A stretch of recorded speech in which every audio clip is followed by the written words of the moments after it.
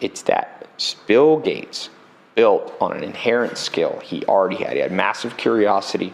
He was built to be a tech guy.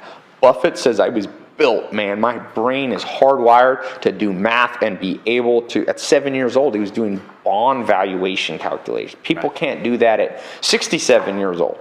He was, so Steve Spielberg was, built for this thing. Mother Teresa, 12, 13 years old, decided she wanted to devote her life to charity and the work of other people. Gandhi was doing this. If you read, he was helping people as a lawyer. When you're working 4 hours, they'll be working 100-hour weeks like Elon Musk. And like Elon Musk says, if you work 100 hours when everyone else works 40, you'll do in 3 months what takes people years. So as that world gets more and more competitive, what you want to do is go, am I building on strength? And when you do that, then you tap dance to work.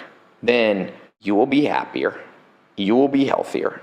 Be a hell of a lot wealthier. You will find love and social connection within that. I'd say humility is very high. And you look at, my favorite Sam Walton story. He goes, he's the richest man basically in the world at the time, and these Brazilian group of businessmen had bought a grocery store chain in Brazil. They write letters to all the CEOs in the US and they say, can we take you to dinner? We want to get your advice on what we should do here in Brazil.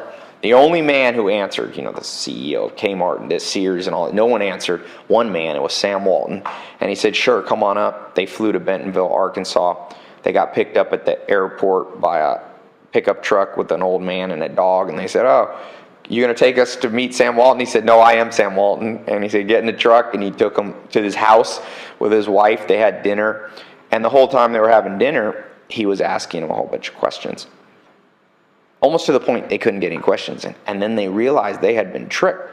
Sam Walton had said yes because he wanted to know if they knew something that he didn't know. The best businessman in the world. And he then later went to Brazil, and they got a phone call. He was visiting them, and the police department, they said, come get Sam Walton. We have him in jail.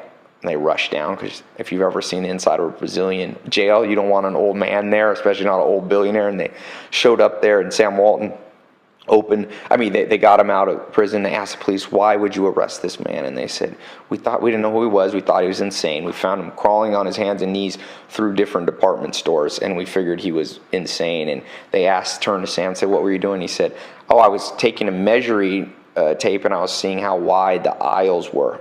And he said, I just wanted to see if these Brazilians knew something that I didn't know.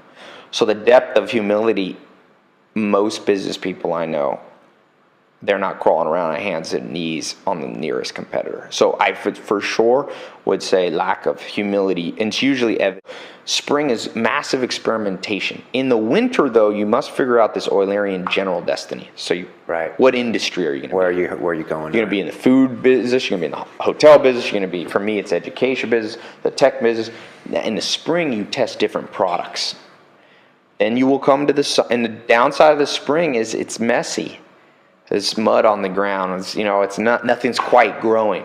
Then you get to the summer, and you will reach the summer, and you might be in that now, and that's where it's just pure grind. You're just cultivating, working, refining, but you know what you're doing, and you're just waking up, and you're not getting a lot of sleep. Now you're burning the fat that you put on in the winter, and eventually you will get to the fall, and that's the harvest. And the media only shows us the harvest. Right. But that's only 1 in 4. People want to rush to the harvest, and I'm like, you know what happens when you finish the harvest? You're like 84 and you die. Plus there's another winter coming. Yeah, well, I'm saying Warren Buffett, if you asked him, he's 84, he would give all his money to be back in the spring of his life again. So don't rush through it. You got to enjoy that moment. The quickest way to deserve it is law of 33%. Start spending. The scariest thing you can ever ask yourself is, yesterday, how many hours did I spend with someone 20 years ahead of exactly where I want to be? Right. Most people's answer is like 1 minute or zero. Zero, yeah.